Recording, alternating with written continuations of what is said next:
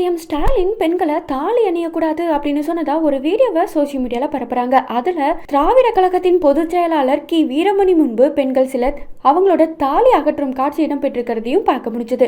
இந்த வீடியோ வச்சு நம்ம தேடி பார்க்கும்போது திராவிடர் கழகம் ஹோல்டு தாலி ரிமூவல் ஃபங்க்ஷன் அப்படின்ற தலைப்புல ஏப்ரல் 14, 2015 அப்போ தெலுங்கு மீடியாவான சாக்ஷி டிவில இந்த வீடியோ இருந்ததை பார்க்க முடிஞ்சது. திராவிட கழகத்தினர் பெரியார் திடல்ல தாலி அகற்றும் போராட்டம் நடந்ததா அதுல சொல்லியிருக்காங்க. இது மட்டும் இல்லாம நீதிமன்ற தடை உத்தரவுக்கு முன்பாக தாலி அகற்றும் விழா அப்படின்ற தலைப்புல பிபிசி தமிழ் ஏப்ரல் 15 அப்போ செய்தி வெளியிட்டிருக்காங்க. அதுல அம்பேத்கர் பிறந்த நாளை முன்னிட்டு திராவிட கழகத்தின் சார்பில் சென்னை வேப்பேரி பெரியார் திடல்ல ஏப்ரல் 14 அப்போ இந்த நிகழ்ச்சி நடந்ததாகவும் அதுல மாட்டுக்கறி விருந்து நிகழ்ச்சியும் நடைபெற்றதாகவும் அதுல சொல்லியிருக்காங்க.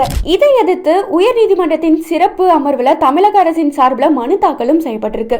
வழக்கு விசாரணை நடைபெறதுக்கு முன்னாடியே தாலி அகற்றும் விழா 7 மணிக்கு நடைபெற்றதாகவும் சுமார் 1 மணி நேரம் நடந்த அந்த விழால பங்கேற்ற 21 பெண்கள் தங்களது தாலி அகற்றினதாகவும் அதுல சொல்லியிருக்காங்க. இதே மாதிரி தான் ஒன் இந்தியா மீடியா பேஜ்லயுமே இந்த தகவலை சொல்லியிருக்காங்க. 2015 திராவிடர் கழகத்தின் பெரியார் திடல்ல தாலி அகற்றும் போராட்டம் நடந்திருக்கு.